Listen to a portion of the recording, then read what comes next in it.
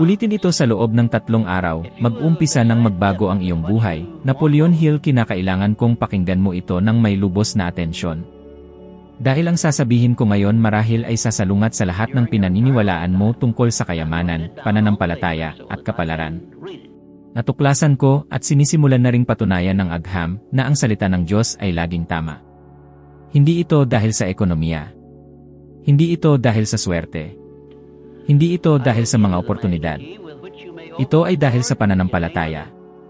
Ito ay dahil sa kung ano ang sinasabi mo. Ito ay dahil sa kung ano ang pinaniniwalaan mo. Ito ay dahil sa kung ano ang paulit-ulit mong sinasabi sa sarili mo kapag walang nakatingin.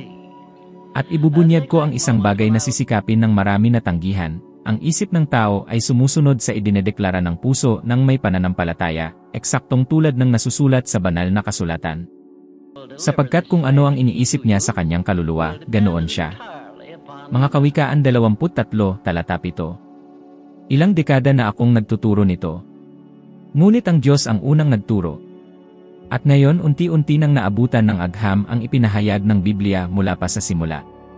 Kung pakiramdam mo ay nakakulong ang iyong buhay pinansyal, emosyonal, o espiritual sa isang walang katapusang siklo, alamin mo na hindi ito ang iyong kasalanan. Ito ay ang programa ng iyong isip.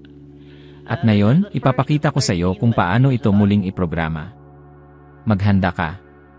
Ang malapit mo nang marinig ay maaaring makabagabag sa iyo, maaaring hamunin ka, ngunit maaari rin itong magpabago sa iyong buhay magpakailanman. Sasabihin ko ito ng walang pag-aatubili, ang paulit-ulit mong sinasabi sa sarili mo ng tahimik, tuwing umaga at gabi, ay ang pandikit na nagdidikit sa mga tisa ng iyong kapalaran. Maaari mo itong tawaging pananampalataya, panloob na wika, o pagprograma ng isip, tinatawag ko itong batas. Nang simulan kong maunawaan ito, napagtanto ko na hindi lang ito tungkol sa magagandang salita. Ito ay tungkol sa isang praktikal na mekanismo na nagpapabago sa intensyon upang maging resulta. Tanungin mo ang sarili mo ngayon, ilang beses mo nang nasabi, kahit isang segundo lang, hindi iyon kailanman gumagana para sa akin. Ilang beses mo nang nasabi, dahil sa pagod, ang isang bagay na tulad ng hindi ako sapat, o wala akong swerte. At pagkatapos, bilang natural na tugon, kinumpirma lamang ng iyong buhay ang sentensyang iyon. Hindi ito nagkataon. Ito ay epekto. Hindi nagkamali ang banal na kasulatan nang sabihin nitong ang kamatayan at buhay ay nasa kapangyarihan ng dila. Ang idinedeklara mo ng may paninindigan, lalo na kapag sinasamahan ng pananampalataya, ay naimprenta sa iyong isip bilang isang daan na dapat sundin. Ngayon, tinatawag nila itong neuroplasticity, ang utak ay nagbabago ayon sa pampasigla. Gumising ka at ipahayag ang kakulangan, at hahanapin ng iyong utak, sa gitna ng mga magagamit na ebidensya, ang lahat ng susuporta sa kwentong iyon. Ipahayag ang kasaganaan at pananampalataya, at magsisimulang mapansin ng iyong utak ang mga oportunidad kung saan dati ay mga hadlang lamang. Ang pagbabagong ito ay hindi mahiya, ito ay biolohikal, espiritual, at praktikal ng sabay-sabay. Hindi ka lang nananalangin at umaasa ng mga himala, iniaayon mo ang iyong isip, ang iyong pag-ugali, at dahil dito, ang iyong mga resulta. Alam kong iniisip ng marami, pero sinubukan kong mag-isip ng positibo at walang nangyari. Ang pagtutol na iyan ay totoo at karaniwan. Ang pagkakamali ay nasa pagiging mababaw ng pagsisikap. Ang pagpapatunay na walang intensyon at walang aksyon ay parang pagtatanim ng buto sa lupang baog at umaasa ng puno. Ang pananampalatayang naglilipat ng mga bundok ay gumagana sa 3 larangan, salita, ang sinasabi mo, damdamin, ang pinaniniwalaan mo sa puso, at aksyon, ang gagawin mo pagkatapos. Kailangan mong magsalita, maniwala, at kumilos. Tanungin mo ang sarili mo, inuulit mo ba ang mga pagpapatunay ngunit patuloy kang nagpapakain ng mga gawi na sumasalungat sa mga pagpapatunay na iyon? Kung sinasabi mong gusto mo ng kasaganaan at ginugugol mo ang iyong mga araw sa pagreklamo, nang walang pagpaplano o pagkilos, huwag kang umasa na magbabago ang buhay sa pamamagitan lamang ng pananalita. Hayaan mong maging praktikal ako. Bukas, kapag nagising ka, gawin mo ito. Ipikit mo ang iyong mga mata sa loob ng 1 minuto at dahan-dahan mong sabihin, nang may paninindigan, sa pangalan ni Jesus, ang aking isip ay nakatuon sa probisyon at karunungan. Nagtatanim ako ng intensyon at umaani ako ng oportunidad. Gawin mo ang deklarasyong ito hindi bilang isang slogan, kundi bilang isang kontrata sa iyong kaluluwa. Pagkatapos, isulat mo ang 3 aksyon, simple at posibleng gawin, na gagawin mo sa araw na iyon upang bigyang dangal ang deklarasyong iyon, tawagan ang isang kliyente, repasuhin ang isang budget. Mag-aral ng 30 minuto tungkol sa isang kasanayan na nagbabayad ng iyong mga gastusin. Ang salita na walang aksyon ay hangin, ang salita na may aksyon ay pundasyon. Kapag nakikipag-usap ako sa mga taong nabubuhay sa pinansyal na pagkabalisa, napapansin ko ang ilang universal na takot. Takot sa pagtanggi, takot na hindi maging sapat, takot sa pagkabigo, at takot sa paghuhusga. Tanungin mo ang sarili mo, alin sa mga takot na ito ang daladala mo sa iyong dibdib kapag iniisip mong magsimula ng negosyo, humingi ng dagdag sahod, o mamuhunan sa sarili mo? Ang pagtatanong ng mga retorikal na tanong ay isang makapangyarihang kasangkapan dahil pinipilit nito ang nakikinig na tumingin sa loob. Nararamdaman mo ba yan ngayon? Ang pagkabalisa na iyan ay siya ring pumipigil sa libo-libong ordinaryong tao, ang empleyadong may utang, ang single mother na nagtatrabaho ng doble, ang binata na gustong magnegosyo ngunit natatakot sa kahihiyan ng pagkabigo. At para sa'yo, eksaktong para sa'yo, ako nagsasalita. Gusto kong makita mo ang mga konkretong halimbawa sa araw-araw na buhay. Isipin mo ang isang guro na nabubuhay sa utang. Tuwing gabi, inuulit niya, walang makatakas. Sa umaga, bumabangon siya at iniiwasang gumawa ng matatapang na desisyon. Resulta, nananatili siya sa isang siklo ng pagliligtas buhay. Ngayon, isipin mo ang isang nurse na, pagkatapos ng isang panahon ng pananalangin, ay nagpa siyang ipahayag araw-araw, tinawag akong umunlad, mayroon akong mga kaloob upang magbukas ng mga pinto. Nagsimula siyang mag-aral ng pangangasiwa ng kalusugan ng kalahating oras bawat araw, nagpadala ng curriculum vitae, nakipag-usap tungkol sa kanyang mga layunin sa mga kasamahan. Sa loob ng 6 na buwan, lumitaw ang oportunidad na pamunuan ang isang team. Sa loob ng 1 taon, siya ay nasa posisyon ng pamumuno at may mas mataas na sweldo. Hindi ginawa ng salita ang lahat ng mag-isa, ngunit binago nito ang kanyang pananaw, ginabayan ang kanyang mga pagpipilian, at pinabilis ang mga aksyon na tila imposible dati. Maaari mong sabihin sa akin, pero hindi ako ganoon kadisiplina. Perpekto, iyan ang katotohanan ng marami. Kaya magsimula ka ng maliit. Ang disiplina ay lumalaki tulad ng isang kalamnan. Kung makakagawa ka ng 5 minuto ng pagpapatunay at isang maliit na konkretong gawa araw-araw, iyan na ang simula. Huwag maliitin ang kapangyarihan ng pinakamaliit na pare-pareho. Nakita ko ang ordinaryong mga lalaki at babae na umangat gamit ang prinsipyong ito. Ang persepsyon ng kontrol ay lumalaki, ang inisyatiba ay lumalaki, at sa huli, lumilitaw ang mga bunga. Ngayon, isang salita tungkol sa pananampalataya at katuwiran na magkakasuwato. Ang ilan ay naniniwala, ang iba ay nagdududa sa Biblia. Sinasabi ko, hindi mo kailangang talikuran ang katuwiran upang isagawa ang pananampalataya. Ang pananampalatayang nakatuon sa Biblia ay tumutugma sa pare-parehong praktika na inilalarawan ng agham. Inilalarawan ng mga psikologong nag-aaral ng resilience kung paanong hinuhubog ng mga paniniwala at panloob na kwento ang pag-ugali at kalusugan ng isip. Ang pananampalatayang inilalapat ng tama ay gumaganap bilang isang cognitive structure na nagdidirekta sa atensyon, at kung saan napupunta ang iyong atensyon, doon sumusunod ang iyong pag-ugali. Gusto mo ba ng isang praktikal na ehersisyo? Itala mo sa iyong diary ang 3 maliit na patunay kung saan nagtagumpay ka ngayong linggo, gaano man kaliit. Ang pagbabasa nito araw-araw ay nagpapalakas sa kwento ng kakayahan at nagbabago sa persepsyon ng kawalan ng kakayahan. Hayaan mong ikwento ko ang isang bagay na nangyari sa akin at hindi ko sisimulan sa noong unang panahon dahil kasing totoo ito ng hangin na nilalanghap natin. May isang taglamig noon kung saan ako ay tinanggihan, walang mapagkukunan at hindi pinaniniwalaan. Umupo ako sa isang bangketa sa Washington, nararamdaman ang lahat ng bigat ng pagkabigo. Naalala ko ang malamig na hangin sa mukha ko, ang nanlalamig kong mga kamay, at ang isang kahihiyan na nagpapahintulad sa aking maglaho. Sa sandaling iyon, isang parirala ang dumating hindi bilang isang pag-isip, kundi bilang isang utos, ipahayag mo kung ano ang katotohanan higit sa kung ano ang mukhang katotohanan. Hindi ko alam kung saan ito nagmula, alam ko lang na tumayo ako at sinabi, sa mahinang boses, na parang nagtatanim ng buto sa isang bato, ako ay magiging isang instrumento, gagabayan ang aking isip, tutulungan ko ang marami na magtagumpay. Noong gabing iyon, nang walang nakikitang pagbabago sa labas, may isang bagay sa loob ko ang nagbago, ang wika ko ay nag-iba. Nagsimula akong magtala ng mga pang-araw-araw na layunin, nakipag-usap sa mga tao, humingi ng tulong. Pagkalipas ng ilang buwan, dumating ang mga resulta, mga oportunidad sa paglalathala, mga lecture, mga pinto na bumukas para sa aklat na marahil ay alam mo na. Ang emosyon ng araw na iyon sa bangketa ay bumibisita pa rin sa akin, isang pinaghalong sakit at malalim na pasasalamat. Kung hindi ko sana sinabi ang salita ng pananampalatayang iyon, marahil ay hindi ko sana kailanman nagawa ang susunod na hakbang. Sasabihin ng ilan na ito ay romantisasyon. Ang iba naman, skepticism. Ayos lang.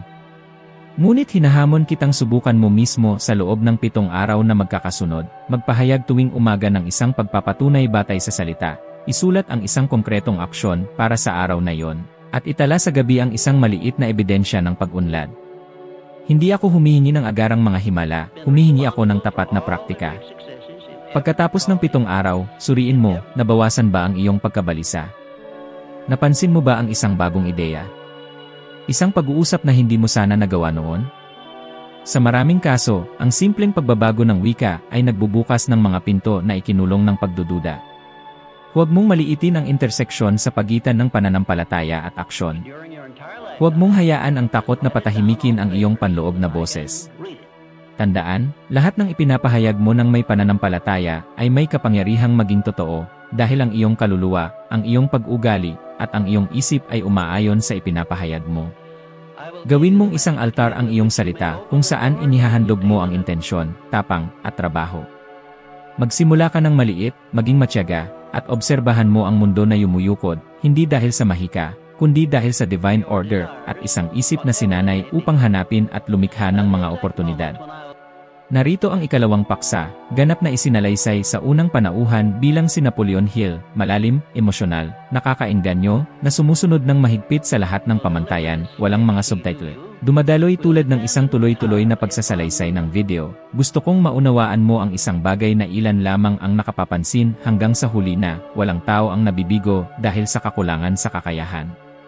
Nabibigo sila dahil hinahayaan nilang gumala ang kanilang mga isip, tulad ng isang mailap na kabayo na nagdadala sa sakay sa bangin. Ang kapangyarihang kumokontrol sa iyong buhay ay wala sa mga pangyayari sa paligid mo, ito ay nasa iyong panloob na dialogo, sa tahimik na pag-uusap na mayroon ka sa sarili mo, habang naglalakad sa kalye, habang nagtatrabaho, habang sinusubukang matulog, habang hinaharap ang mga takot na hindi mo inaamin kaninuman. At karamihan sa mga tao, nang hindi napapansin, ay nabubuhay sa ilalim ng utos ng isang isip na paulit-ulit na nagsasabi, hindi ito mangyayari, ito ay napakalaki para sa akin, hindi ako karapat-dapat, hindi bumubuti ang buhay ko, wala akong swerte.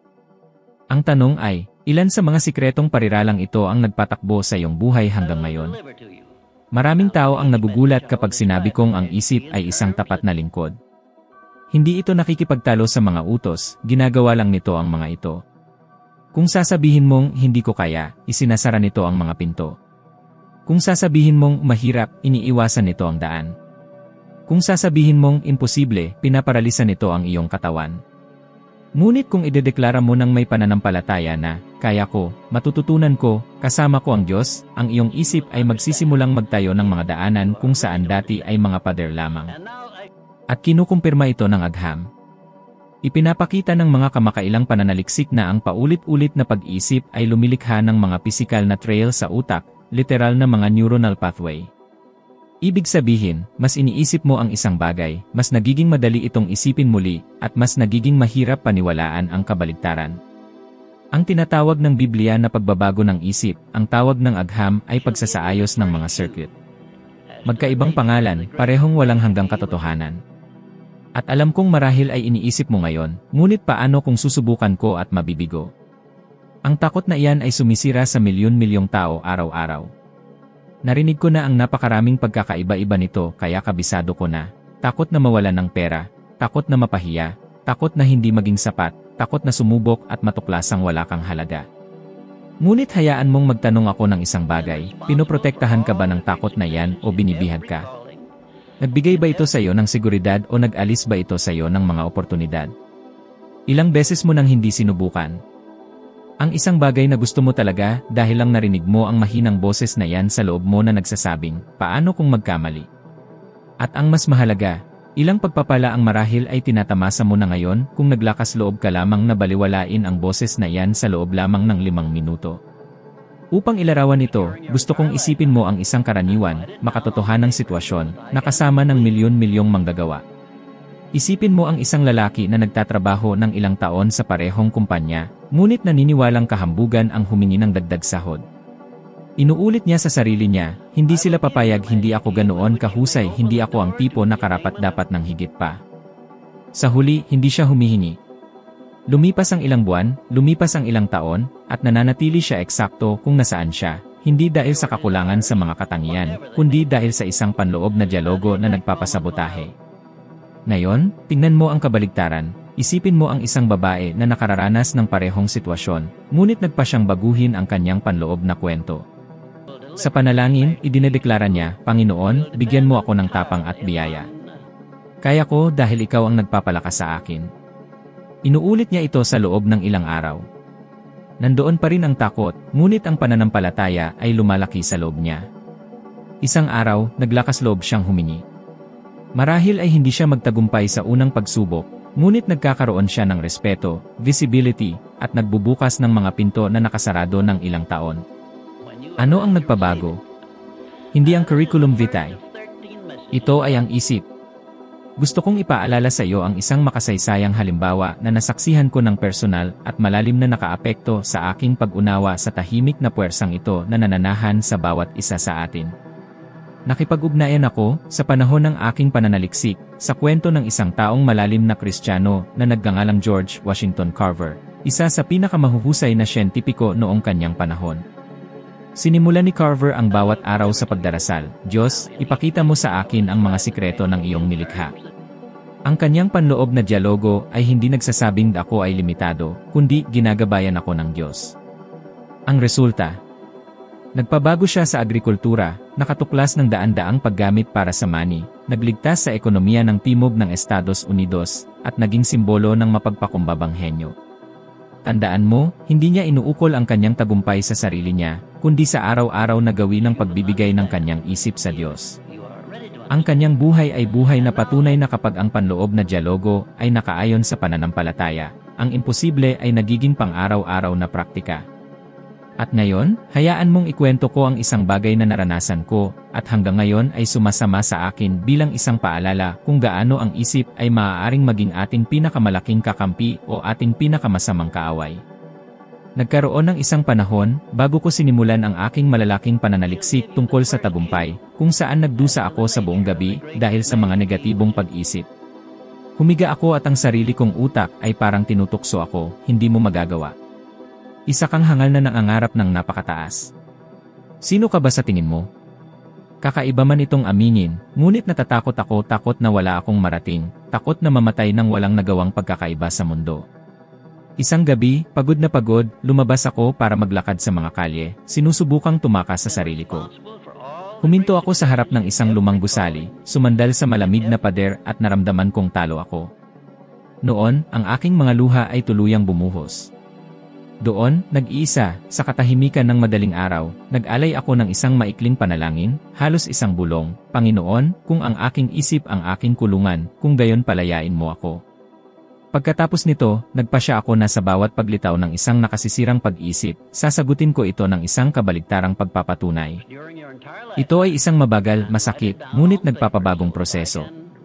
Ang kalungkutan ng sandaling iyon ay buhay pa rin sa aking alaala, ngunit ito ay naging binhi ng paglalakbay na nagdala sa akin dito.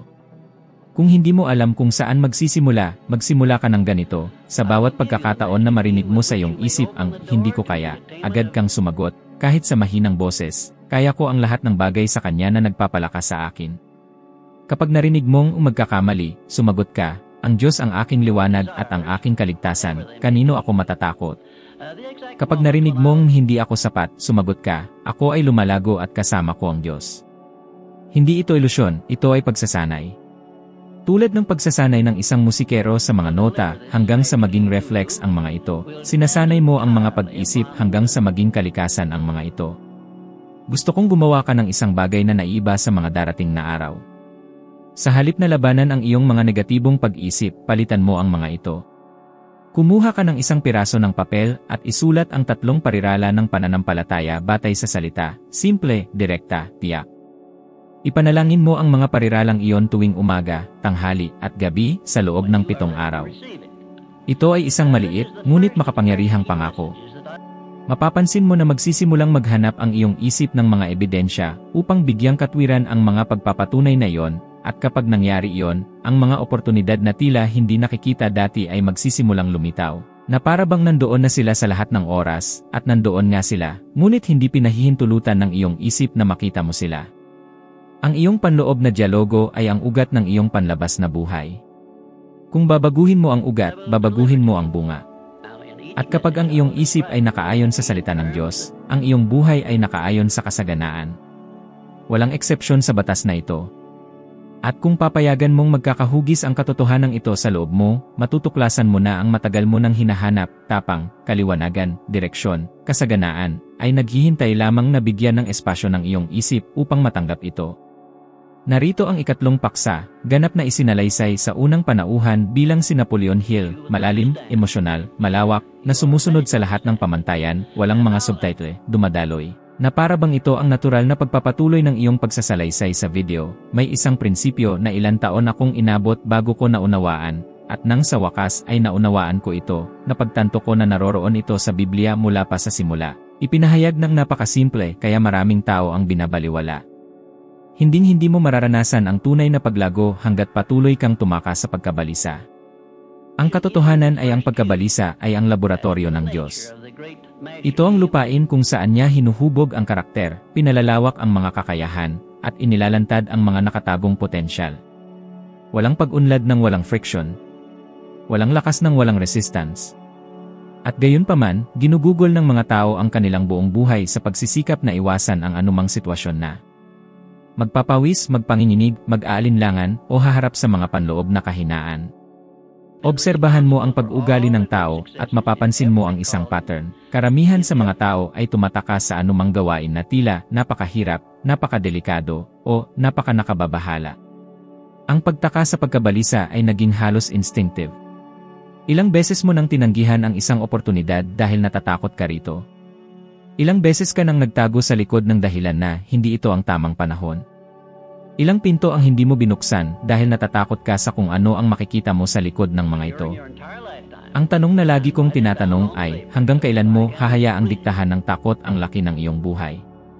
Maaari kong ipahayag ng may paninindigan, ang sarili kong buhay ay nagsimulang magbago sa araw na naunawaan ko na ang lahat ng nais ko ay nasa kabilang panig ng pagkabalisa. At sinusuportahan ito ng agham. Ipinapakita ng mga pag-aaral na ang mga taong naglalantad sa sarili sa maliliit na pang-araw-araw na hamon ay may makabuluhang pagtaas sa emosyonal na resilience at sa pakiramdam ng kontrol sa sariling buhay. Nangangahulugan ito na ang pagharap sa mga pagkabalisa ay hindi lamang nagpapabuti sa mga resulta, pinapabuti nito kung sino ka. Tinatawag ito ng Biblia na pagsubok ng pananampalataya na gumagawa ng pagtitiyaga. Tinatawag ito ng agham na positibong stress na nagpapalakas sa utak. Iba't ibang pangalan, parehong espiritual at biolohikal na batas ang gumagana. Gusto kong isipin mo ang isang simpleng bagay, ang pagkabalisa na iniiwasan mo ngayon ay eksaktong ang hadlang na pahihintulutan ng Diyos upang lumago ka bukas. Isipin mo ang mga pang-araw-araw na sitwasyon, ang binata na umiiwas magsimula ng isang bagong kurso dahil sa tingin niya ay mahirap, ang tindero na umiiwas tumawag sa mga kliyente dahil sa takot na matanggihan, ang profesional na natatakot magsalita sa harap ng isang team, ang ina na nangangarap magnegosyo ngunit natatakot na mabigo at makasama sa pamilya. Ang mga iyan ay mga universal na takot.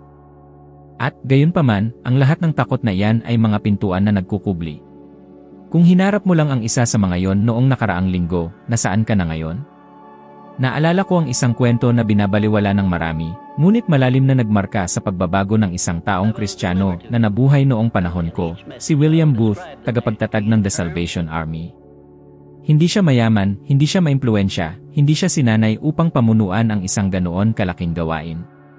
Ngunit mayroon siyang tapang na harapin ang mga pagkabalisa na iniiwasan ng iba. Nangangaral siya sa mga marahas na kalye, nagtatrabaho kasama ang mga taong tinanggihan ng lipunan, humaharap sa mga pagpuna at pag-uusig. Habang hinahanap ng marami ang espiritual na kaginhawaan, hinanap niya ang layunin, at ang layunin, halos palagi, ay nakabalot sa pagkabalisa. Ang resulta, nagligtas siya ng libu-libong buhay, nagpakain ng maraming tao, nagbigay inspirasyon sa mga henerasyon. Ang pagkabalisa na kanyang tinanggap ay naging kanyang platform. Ang kanyang kwento ay buhay na patunay na ang pagsuko sa kaginhawaan ay madalas ang tanging paraan upang matupad ang tawag ng Diyos. Ngayon, hayaan mong buksan ko ang isang kabanata ng sarili kong buhay na bihirang kong ikwento sa publiko. May panahon noon kung saan kailangan kong interbyuhin ang isa sa mga pinakaiginagalang at kinatatakutang lalaki noong panahon ko, isang milyonaryong industrialista. Sikat dahil sa kanyang mahigpit na paninindigan at pagkamuhi sa pag-aaksaya ng oras. Isa lang akong batang mananaliksik, walang pera, walang status, at walang impluensya. Noong gabi bago ang posibleng interview, nanginginig ako sa pagkabalisa. Sinasabi sa akin ng takot, pagtawanan niya ang iyong katapangan, hindi ka handa, wala kang halaga sa mundong ito. Halos sumuko na ako. Naalala ko ang malamig na pawis, ang nanginginig na mga kamay, ang pakiramdam na parang sasabog ang dibdib ko. Ginugol ko ang mga oras sa paglalakad sa pagitan ng kama at bintana, sinusubukang humanap ng tapang upang harapin ang kinabukasan. At pagkatapos, bandang 3:00 ng umaga, huminto ako, tumingin sa madilim na kisam at nagsalita, Diyos, kung tatakas ako ngayon, tatakas ako sa buong buhay ko. Bigyan mo ako ng tapang upang magawa lamang ang unang hakbang. Hindi inalis ng panalangin ang takot, ngunit binigyan ako nito ng kagustuhang harapin ito. Nang pumasok ako sa opisina ng lalaking iyon, nanginginig pa rin ang aking mga binti, ngunit ang pag-uusap na mayroon ako sa kanya ay naging isa sa pinakamahalaga sa aking karera. Tinuruan niya ako ng mga prinsipyo na nagpabago sa aking pananaw sa tagumpay at direktang nakaapekto sa aklat na kalaunan ay makikilala bilang mag-isip at yumaman. Ang sandaling iyon ng matinding pagkabalisa ay naging isang palatandaan. Ang pakiramdam ng araw na iyon ay umaalingaw pa rin sa loob ko, ang pinaghalong takot, kaba at pagkatapos, pasasalamat, malalim na pasasalamat dahil hindi ako tumakas. Gusto kong isipin mo ngayon kung paano magiging ang iyong buhay kung gagawa ka ng isang simpleng pangako, araw-araw, gumawa ng isang bagay na nagdudulot sa iyo ng bahagyang pagkabalisa. Hindi ako nagsasalita tungkol sa pagtalon mula sa mga eroplano, o mga mapanganib o walang ingat na desisyon. Nagsasalita ako tungkol sa maliliit na aksyon, gumising ng 30 minuto ng mas maaga, magsimula ng isang pag-uusap na lagi mong iniiwasan, magsabi ng hindi, kapag palagi kang nagsasabi ng gumawa ng isang mahalagang tawag. Repasuhin ang iyong mga pananalapi, mag-aral ng isang bagay na humahamon sa iyo, maglakad kapag mas gusto mong manatiling nakatayo. Kung gagawin mo ito ng pare-pareho, sa loob lamang ng 10 araw, mararamdaman mo ang isang panloob na pagbabago na marahil ay hindi nangyari sa loob ng ilang taon. Ang pagkabalisa ay isang tapat na guro. Inilalantad nito ang iyong mga kahinaan, inilalantad ang iyong mga takot, at ipinapakita sa iyo kung saan kailangan mong lumago. Ngunit, higit sa lahat, inilalapit ka nito sa buhay na gusto mong mabuhay. Ang mga matagumpay na tao ay hindi mas matalino, mas may talento, o mas maswerte. Natutunan lamang nilang tiisin ang kaunti pang pagkabalisa kaysa sa iba. At sa paggawa nito ng paulit-ulit, nalampasan nila ang mga limitasyon na nagkukulong sa karamihan. Kung gusto mo talaga ng kasaganaan, huwag kang humingi ng kadalian, humingi ka ng tapang. Huwag kang manalangin para sa maayos na daan, manalangin ka para sa lakas na maglakad. Huwag mong hilingin ang isang buhay na walang pagkabalisa, hilingin mo ang karunungan upang gawing tagumpay ang mga ito. Sapagkat ang kayamanan, maging pinansyal, emosyonal, o espiritual, ay hindi nakakamit ng mga naghahanap ng madaling daan, kundi ng mga humaharap sa makikitid na daan ng may pananampalataya. At ngayon, direkta akong magtatanong sa iyo, na tanging ikaw lamang ang makasasagot, ano ang pagkabalisa na matagal mo nang iniiwasan? Tukuyin mo ito. Pangalanan mo ito. At sa mga darating na araw, gumawa ng isang maliit, ngunit totoong hakbang patungo rito. Kung gagawin mo yon, may isang bagay na magsisimulang magbago. Hindi mula sa labas papasok, kundi mula sa loob palabas. Sapagkat ang lahat ng tunay na paglago ay nagsisimula kapag nagpasya ka, sa wakas, na tumigil sa pagtakbo. Narito ang ika-4 na paksa, ganap na isinalaysay sa unang panauhan bilang si Napoleon Hill, malalim na emosyonal, nakakaengganyo, malawak, na sumusunod ng mahigpit sa lahat ng pamantayan, walang mga subtitle, dumadaloy ng tuloy-tuloy. Na parang ito ang natural na bahagi ng iyong naratibo sa video, may isang katotohanan na hindi natutuklasan ng marami sa buong buhay nila, walang sinuman ang nakararating sa kaganapan ng nag-iisa. Ang kalidad ng iyong buhay, ng iyong pananampalataya, at ng iyong mga tagumpay ay malalim na hinuhubog ng mga taong pinahihintulutan mong makapasok sa iyong loob. Ilang taon akong inabot bago ko naunawaan ito, at nang sa wakas ay naunawaan ko, napagtanto ko na hindi lang ito isang panlipunan, profesional, o psikolohikal na prinsipyo, ito ay espiritual. Sinasabi ng Biblia na ang masasamang kasama ay sumisira sa mabuting pag-ugali, at natuklasan ko na hindi lang ito moralidad, ito ay kapalaran. Sinasalo mo ang pananaw, ang takot, ang tapang, o ang kahigpitan ng mga nakapaligid sa iyo. At ang pinaka-nakakatakot ay nangyayari ito ng tahimik, nang hindi mo napapansin. Ngayon, sa pagbabalik tanaw, malinaw kong nakikita na ang pinakamalaking pag-akyat at pagbagsak sa aking buhay ay nag-ugat sa mga taong pinayagan kong impluwensyahan ang aking pag-isip. Nakakagulat kung paano natatakot ang marami sa pinansyal na kahirapan, ngunit ilan lamang ang nakapapansin sa mapanirang panganib ng kahirapan sa kapaligiran, ang mabuhay na napapalibutan ng mga taong nagrereklamo, nagpapakita ng pagiging biktima, nagtatawa sa pananampalataya, nangungutya sa mga pangarap, nagsasalita na parang mga talunan. Ang ganitong uri ng samahan ay nagsasabotahe sa isip.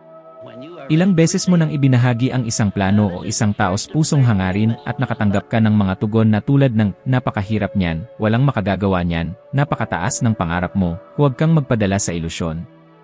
Ilan sa mga pariralang iyan, na sinabi ng mga taong iginagalang mo, ang nag-ambag upang bawasan mo ang sarili mong potensyal. Tanungin mo ang sarili mo, ilang proyekto ang namatay dahil sa isang negatibong komento na hindi mo kailanman nalimutan.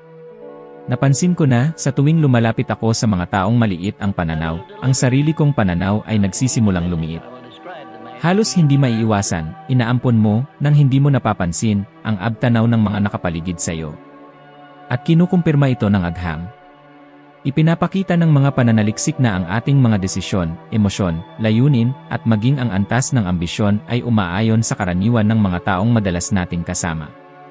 Parang sinusubukan ng utak na umangkop sa kapaligiran upang mabuhay, kahit na ang kapaligiran na iyon ay nagpapanatili sa iyong nakatigil. Ipinaliliwanag nito kung bakit nananatiling nakakulong ang marami sa mga buhay na hindi sumasalamin sa kanilang mga kaloob, napapalibutan sila ng mga boses na bumabatak sa kanila pababa. Sa kabaligtaran, kapag napapalibutan ka ng mga taong lumalakad ng may pananampalataya, na hindi natatakot sa mga hamon, na naghahanap ng paglago, na nagpapahalaga sa kaalaman, na naghahangad ng kahusayan, may isang bagay sa loob mo ang nagigising. Nagsisimula kang magtaas ng baba, mag-isip ng mas mataas, kumilos ng may higit na tapang. Nakita ko ito ng hindi mabilang na beses sa aking paglalakbay.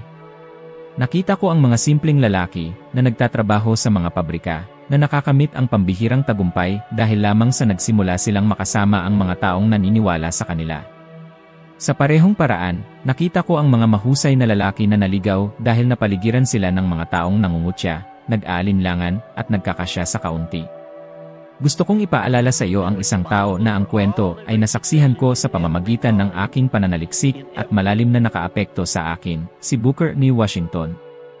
Ipinanganak siyang alipin, walang mga pribilehiyo, walang mga oportunidad, walang mga mapagkukunan.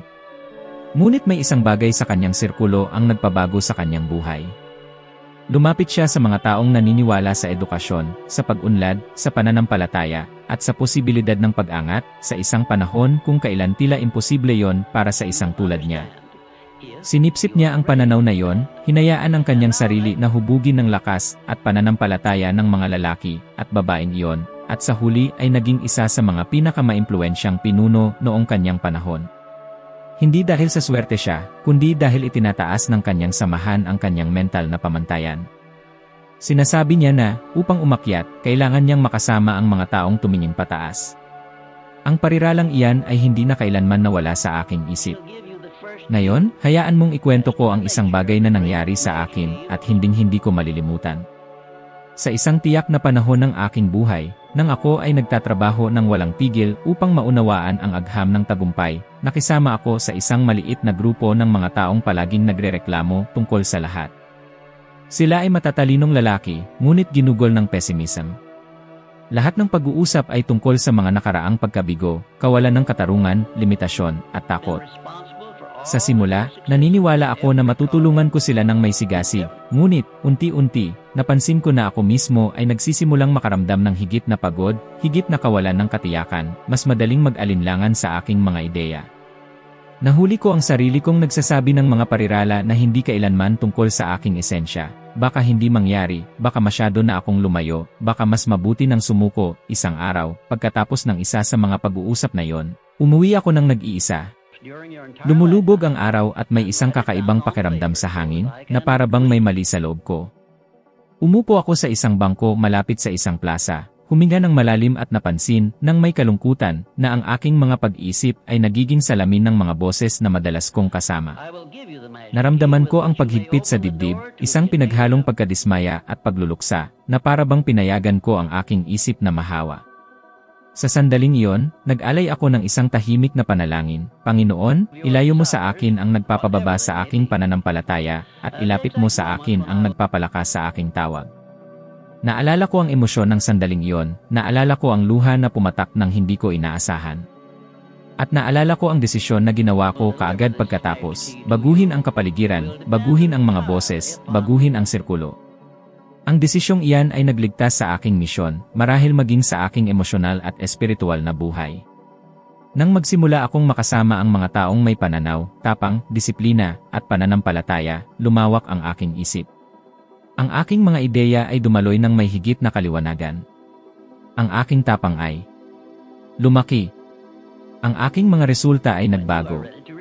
Ganito ko napansin sa mga interview na ginawa ko sa mga pambihirang lalaki. Ang isang karaniwang pattern, lahat sila, walang eksepsyon, ay pinipili ang kanilang sirkulo ng may matinding pag-ingat.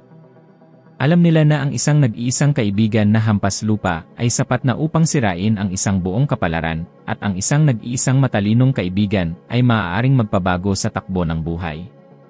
Ngayon, gusto kong pag-isipan mo ang sarili mong katotohanan. Sino ang mga taong tumatanggap ng pinakamarami sa iyong oras, ng iyong atensyon, ng iyong mga pag-uusap? Sila ba ang mga taong naglalapit sa iyo sa Diyos? Na nagbibigay inspirasyon sa iyo upang maging mas mahusay? Na nagpapasigla sa iyo upang mag-isip ng malaki, kumilos ng may tapang, mabuhay ng may disiplina? O sila ba ang mga taong umiikot sa iyong enerhiya, nangungutya sa iyong mga pangarap, nagpapaliit sa iyong mga pagsisikap, nagpapakain sa iyong mga takot, at nagpapanatili sa iyong maliit? Mahirap itong aminin, ngunit marami ang nabubuhay sa pangkaraniwan hindi dahil sa kulang sila sa kakayahan, kulang sila sa tapang upang piliin kung sino ang kasama nilang lumalakad. At sinasabi ko ito ng walang pag-akusa, sinasabi ko ng may pagmamalasakit. Dahil nakita ko kung gaano kasakit mapansin na ang kapaligiran na mahal mo ay maaaring siya ring kapaligiran na sumisira sa iyo. At inaanyayahan kita sa isang simple, ngunit nagpapabagong ehersisyo. Sa loob ng susunod na 7 araw, obserbahan ng maingat ang emosyonal na epekto na idinudulot ng bawat tao sa iyo. Pagkatapos makipag-usap sa isang tao, tanungin mo ang sarili mo, mas malakas ba ako o mas mahina? Mas inspirasyon ba ako o mas pagod? Mas may tiwala ba ako o mas balisa? Mas malapit ba ako sa Diyos o mas malayo? Ang pagsusuring iyan ay isang tapat na salamin. Ang mga taong nagpapalakas sa iyo ay dapat ilapit. Ang mga nagpapahina sa iyo kailangan ng may pagmamahal at karunungan na limitahan ang pag-access sa iyong loob. Kung gagawin mo yon, matutuklasan mo ang isang makapangyarihang bagay, ang kayamanan, ang paglago, ang pananampalataya, ang tapang, at ang mga oportunidad ay natural na sumisibol kapag lumalakad ka kasama ng mga taong nabubuhay sa mga prinsipyong iyan. Ang bakal ay nagtatasa sa bakal. Ang pananaw ay nagpapagising sa pananaw. Ang pananampalataya ay nagpapakain sa pananampalataya. At kung pipili ka ng may karunungan, mapapansin mo na ang iyong buhay ay hindi lang nagbabago sa loob, nagbabago rin ito sa labas. Sapagkat ang Diyos ay laging inilalagay ang tamang tao sa daan ng mga may tapang na itaas ang kanilang mga pamantayan. Ang tanong ay, handa ka bang itaas ang sayo? At gusto kong dalhin mo ang isang katotohanan mula sa sandaling ito na ibinahagi natin. Lahat ng hinahanap mo, lakas, kapayapaan, direksyon, kasaganaan, kaliwanagan, ay nagsisimula sa loob mo, sa katahimikan ng iyong pananampalataya, sa kapangyarihan ng iyong isip at sa tapang na ilapat.